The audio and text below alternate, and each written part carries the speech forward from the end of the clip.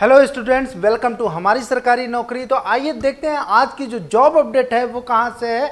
वो है government of India का डिपार्टमेंट ऑफ एटॉमिक एनर्जी, जो कि गवर्नमेंट ऑफ इंडिया का इंटरप्राइजेज है। और ये लोकेशन जो है वो लोकेशन आपको मिलेगा क्योंकि RR कैट के थ्रू है, तो RRCAT इंदौर MP में स्थित है। तो यहाँ के लिए वैकेंसी भर रहे हैं राजा रमन्ना इंस्टीट्यूट के लिए। तो यहाँ पे आपको लोकेशन मिलेगा जॉब के लिए।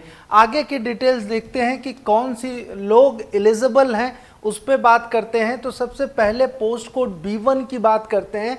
और उससे पहले मैं आपको बता दूं कि फुल डिटेल्स में इसको देखना, क्योंकि अलग अलग पोस्ट के लिए अलग अलग वैकेंसी है। ढेर सारे ब्रांच एलिजिबल हैं, तो आपका ब्रांच हो सकता है लास्ट में हो, तो पूरा का पूरा पोस्ट आपको अच्छे से देखना पड़ेगा ताकि आपको डिटेल में ओवरव्यू मिले, फुल डिटेल्स में मिलना है। तो ये जरूर ध्यान दीजिएगा कि पोस्ट कोड B1 की बात करें, जो पोस्ट का नाम है वो साइंटिफिक असिस्टेंट पोस्ट है, जो कि ऑटोमोबाइल इंजीनियरिंग के लिए है। सैलरी की बात करें तो 44,900 प्लस अलाउंसेस आपको मिलेंगे, जो गवर्नमेंट ऑफ इंडिया के अलाउंसेस होते हैं। अब ग्रुप B की पोस्ट है, जिसको नॉन गैजेटेड मानते हैं। रिजर्व है, ये 1 पोस्ट की वैकेंसी है, रिजर्व है OBC के लिए, ये आप ध्यान दीजिएगा। एज जो माना है वो 18 ईयर से 33 ईयर के बीच में, मिनिमम 18 ईयर होगा, मैक्सिमम 33 ईयर। जो क्वालिफिकेशन मांगा है वो diploma in mechanical automobile engineering में मांगा है। जिन्होंने 2 साल का डिप्लोमा कर रखा है वो भी एलिजिबल हैं, ये ध्यान दे लीजिएगा। नहीं तो बहुत बच्चे पूछते हैं सर कि मैं 2 साल का किया हूँ तो क्या मैं एलिजिबल हूँ या नहीं।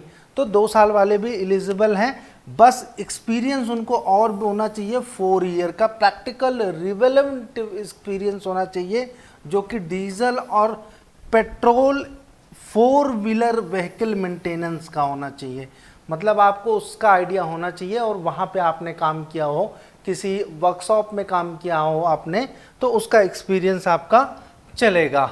तो नेक्स्ट वैकेंसी की बात करते हैं, पोस्ट कोड B2 की बात करते हैं। तो यहाँ पे जो पोस्ट मांगा है वो साइंटिफिक असिस्टेंट मेकाट्रॉनिक्स का। इसका मतलब क्या है कि डिप्लोमा आपका मेकाट्रॉनिक्स में होना चाहिए। डिप्लोमा किस में? मेकाट्रॉनिक्स में। एज वही 18 ईयर टू 30 ईयर एप्लीकेबल है, तो यहाँ पे कोई दिक्कत नहीं आपको। मिनिमम 4 ईयर का आपको प्रैक्टिकल रिलेवेंट होना चाहिए। अगर CNC मशीन वगैरह पे आपने किया हो तो वो बहुत ही ज़्यादा अच्छा होगा। डिप्लोमा का आपको हमने बता दिया कि 2 ईयर का डिप्लोमा भी वैलिड है, जिन्होंने 10+2 के बाद किया है। पोस्ट कोड B3 की बात करें, जहाँ पे इलेक्ट्रिकल की बात आती है, इलेक्ट्रिकल ब्रांच में नंबर ऑफ पोस्ट 1 है। ये EWS के लिए रिजर्व पोस्ट है। 18 ईयर से 30 ईयर के लिए ये निकाली गई है, मैक्सिमम 30 ईयर आपका है। सैलरी सबकी सेम है, 44,900 प्लस अलाउंसेस, जो कि गवर्नमेंट ऑफ इंडिया का अलाउंसेस है। तो आपको बहुत सारी चीज़ें इसमें अब सेम है, केवल ब्रांच का अंतर है। तो ब्रांच आप देखते जाइए कौन सी ब्रांच आपकी है, तो वहाँ पे नंबर ऑफ पोस्ट कितनी है, बस इतना ही आपको देखना है। B4 की बात करें तो यहाँ पे भी 1 है, रिजर्व्ड है EWS के लिए। और ब्रांच जो मांगा है इलेक्ट्रॉनिक्स या इलेक्ट्रिकल ब्रांच मांगा है, तो इसमें सारी चीज़ें हैं सेम हैं, कॉमन चीज़ हैं। तो नेक्स्ट पोस्ट की बात करें, अब यहाँ पे बायोलॉजी के लिए मांगा है, जहाँ पे बायोलॉजी यानी कि आपका बॉटनी माइक्रोबायोलॉजी इसमें होना चाहिए। तो यहाँ पे BSc मांग रखा है, क्योंकि आपने अगर BSc बायोलॉजी साइंस में कर रखा है तो आप एलिजिबल हैं इसके लिए। सेम चीज़ें बाकी हैं, बस लेवल पोस्ट का अंतर है। यहाँ पे देखिए कि सैलरी जो है वो चेंज हो गई है, वो 35,400 प्लस अलाउंसेस हो गया है। बाकी 1 पोस्ट ही है, वो भी अनरिजर्व है, यानी ये जनरल की पोस्ट है। तो यहाँ पे भी आपको ध्यान देने की ज़रूरत है। एज 18 ईयर टू 30 ईयर है, तो यहाँ पे सेम चीज़ें हैं।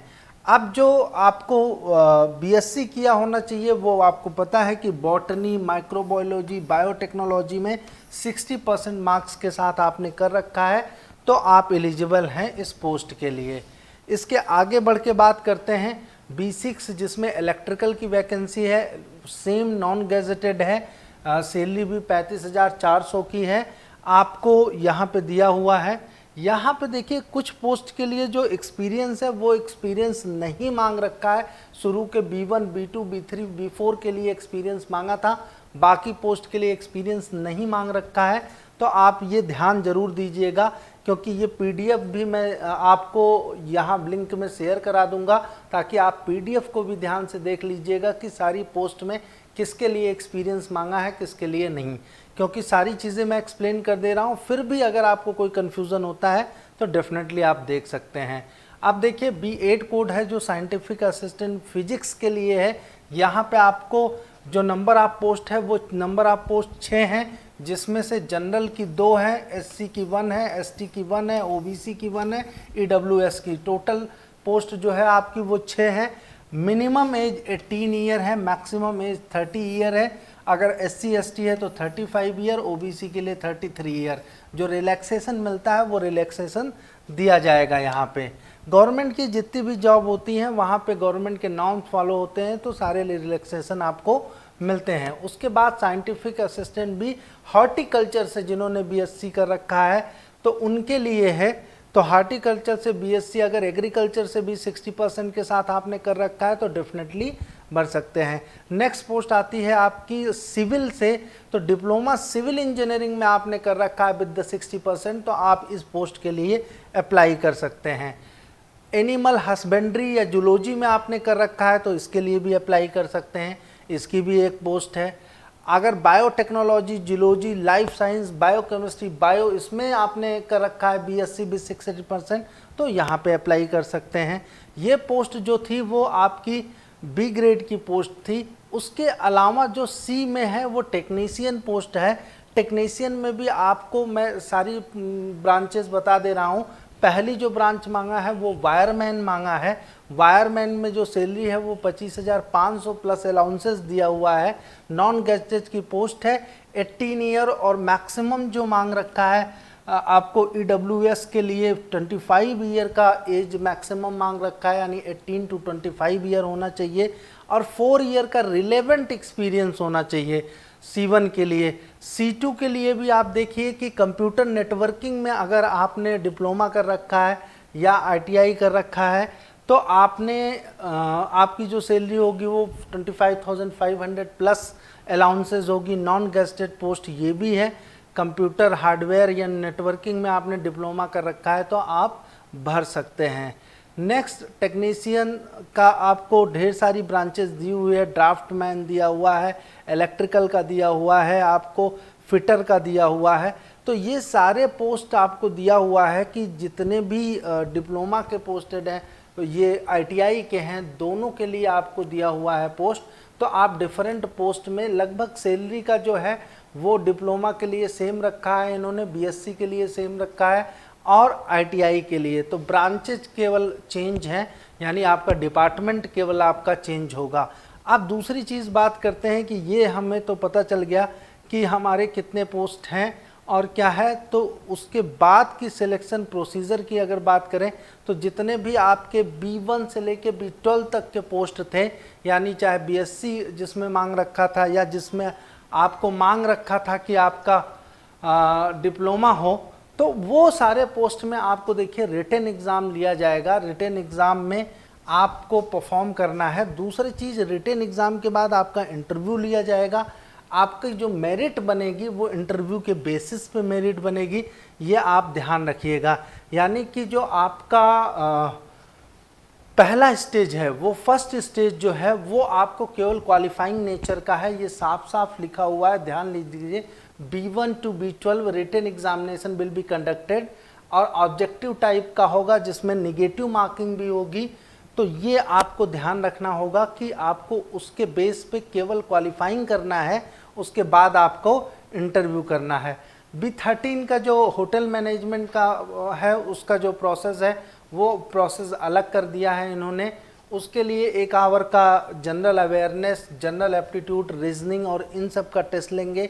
फिर जनरल प्रोफिशिएंसी हिंदी और इंग्लिश का टेस्ट होगा। उसके बाद स्पेशलाइज सब्जेक्ट होटल मैनेजमेंट का 1 घंटे का टेस्ट होगा। सिलेक्शन प्रोसेस अगर जिसमें ITI मांग रखा है उसमें देखा जाए तो 3 लेवल का सिलेक्शन प्रोसेस है। फर्स्ट लेवल में आपको मैथमेटिक्स, साइंस, जनरल अवेयरनेस पूछा जाएगा।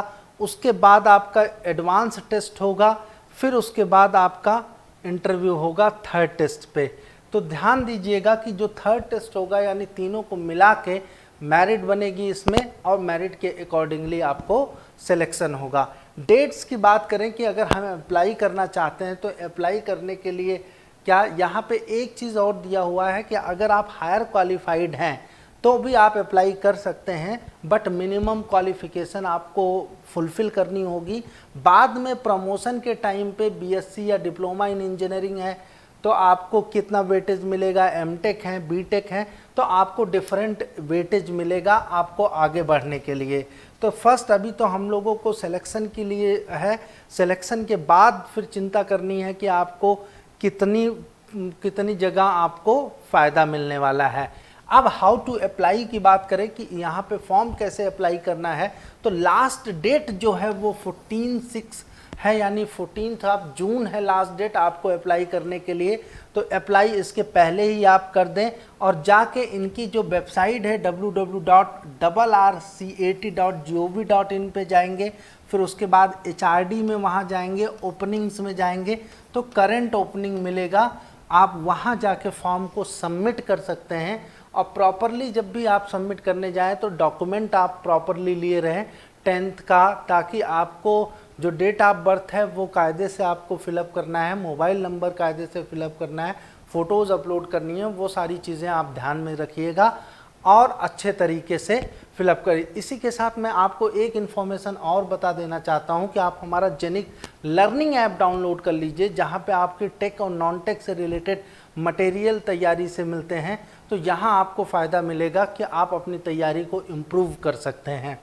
इसके साथ ही आप टेलीग्राम चैनल हमारा ज्वाइन कर लीजिए हमारी सरकारी नौकरी का। तो टेलीग्राम चैनल में आपको फ़ायदा मिलेगा कि जितनी भी वैकेंसी के PDFs होते हैं, वैकेंसी होती है, उससे रिलेटेड जो न्यूज़ होती है वो लगातार हम अपने टेलीग्राम चैनल पर डालते रहते हैं, जहां से आपको बेनिफिट मिलेगा। तो बने रहिए इस चैनल के साथ। नेक्स्ट जॉब अपडेट के साथ मैं मिलता हूं, तब तक के लिए थैंक यू टू ऑल।